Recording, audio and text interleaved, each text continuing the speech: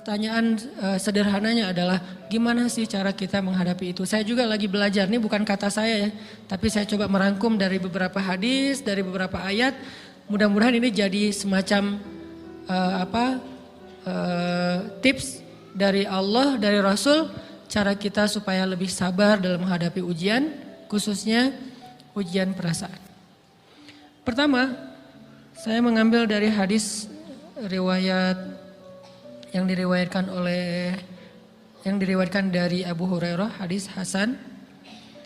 Nabi SAW mengatakan, "Ma yazalul bala'u bil mu'mini wal mu'minati fi nafsihi wa waladihi wa malihi hatta yalqallaha ta'ala wa ma alaihi khati'ah." Tidaklah seseorang selesai diuji, baik dia laki-laki, orang yang beriman, atau perempuan yang beriman, baik itu ujiannya terjadi pada dirinya, atau melalui anaknya, atau melalui hartanya, artinya ujian harta, ujian fisik, ujian perasaan, sampai dia bertemu dengan Allah dan dia tidak punya dosa. Apa maksud dari hadis ini? Ujian itu tidak akan berakhir kecuali kalau dosa kita sudah habis. Allah akan menguji kita terus untuk membersihkan diri kita dari dosa. Sehingga yang harus kita coba bangun awareness dalam diri kita kalau lagi diuji, Allah pengen membersihkan dosa saya nih. Sehingga kita ridho dengan ujian, bukan ikhlas ya. Kalau ikhlas ibadah, kalau ujian ridho, rela. Saya ridho ya Allah walaupun ini berat. Saya ridho ya Allah walaupun saya berharap Engkau beri jalan keluar. Saya ridho ya Allah walaupun saya berharap ditolong oleh Allah. Tapi tetap ridho diberikan ujian itu. Sambil berdoa diberikan jalan keluar, ditolong, diberikan keajaiban. Cuman gak mau mengeluh. Dan berdoa meminta jalan keluar bukan mengeluh, itu ibadah. Berdoa itu ibadah dalam Islam. Sehingga Allah suka banget sama hamba yang berdoa. Allah suka dengan hamba yang curhat. Nabi itu kalau lagi curhat, doanya aja bisa berjam-jam cuma doa doang tuh. Kayak hadis Aisyah pas lagi cemburu malam-malam kan. Aisyah lagi tidur, ini jatah malamnya Aisyah. Tiba-tiba dia nyari-nyari raba-raba, Nabi gak ada, dicari di kamar mandi gak ada. Biasanya Nabi sholat di sebelah Aisyah. Wah curiga nih, jangan-jangan ke rumah si Fulan. Dicari ke rumahnya, ditelepon gak aktif, mungkin lagi dicas, datang ke rumahnya. Ketuk pintu. Hafsah, Nabi di rumah kamu enggak? Enggak Aisyah, beneran. Cari ke rumah Sofia. Sofia, Nabi di sini enggak? Enggak, beneran. Cari ke rumah Maria. Maria di sini enggak Nabi? Enggak. Kemana ya Nabi? Rumah istri-istri yang lain gak ada. Pas balik ke rumahnya, ngelewat masjid, ngelihat Nabi lagi sujud di Masjid Nabawi, di mihrab. Dan Aisyah mendengar Nabi menangis sambil berdoa. Dan sujudnya itu seperti membaca 1 juz Al-Quran. Dan itu isinya doa nangis. Robbi. Jadi kalau kita katakan gak usah banyak berdoa sama Allah, malu. Justru Allah suka kepada hamba yang berdoa. Justru sebaliknya kalau kita jarang berdoa atau enggan berdoa, buat Allah itu orang sombong. Allah gak suka hamba kayak gitu. Kamu gak butuh saya, sama kayak kita lagi ada masalah, punya teman yang punya kelebihan harta, terus kita kayak bingung gitu nyari kesana kemari pinjaman, dia gak dikasih tahu. Pas dia tahu dari orang lain, dia ngomong apa? Kamu gak nganggap saya ya?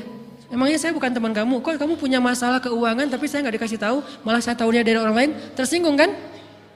Kalau teman kita aja tersinggung, apalagi Allah. Kamu punya masalah kok gak ngomong ke saya, wahai hambaku? Bukan berarti Allah gak tahu, Allah tahu, cuman Allah berhak, bukan ingin ya, berhak untuk dilibatkan. Allah berhak untuk dicurhatin.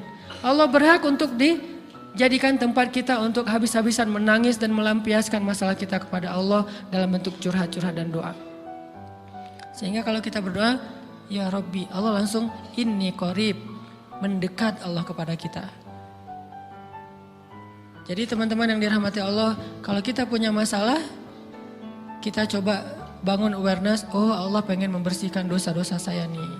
Terus kita berdoa, ya Allah bantu saya, ya Allah tolonglah saya, istighfar. Saya kadang-kadang ngerasa nih, kalau ada dosa, ada kesalahan, ada kekeliruan yang saya lakukan misalnya gitu. Kalau saya nggak kuat istighfarnya, bentar lagi akan diuji sama Allah. Ujiannya macam-macam, alhamdulillahnya ujiannya masih ketahan. Pasti diuji sama Allah. Kalau istighfarnya nggak kuat, taubatnya tuh nggak kuat, langsung diuji sama Allah. Dan saya langsung sadar, oh benar berarti yang tadi ini lagi dihapus sama Allah nih. Perkencang lagi, perkuat lagi istighfar. Kenapa? Karena kalau istighfar kita kuat, berarti kan dosa kita dihapus dengan istighfar ya. Otomatis ujian kita durasinya berkurang. Makin kuat istighfar, makin berkurang. Kalau istighfarnya udah mantap, udah selesai, Allah cabut tuh ujian kita. Diganti dengan kebaikan. Jadi teman-teman, kita coba sadari, oh kalau Allah menguji saya, emang saya banyak dosa. Sebelum kita mencari kambing hitam, nyalahin orang lain, sebelum kita marah kepada orang lain, kadang wajar kita marah kepada orang lain gara-gara ucapannya, komennya, teks dari dia, wajar. Tapi sebelum itu, marah dulu kepada diri kita atas dosa dan kesalahan kita yang baru saja kita lakukan. Atau yang dulu kita lakuin dan belum benar-benar kita tinggalkan.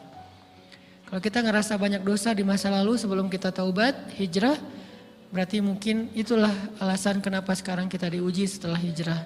Kenapa agak-agak harus jungkir balik setelah kita hijrah. Kenapa harus sedikit berdarah-darah setelah kita hijrah.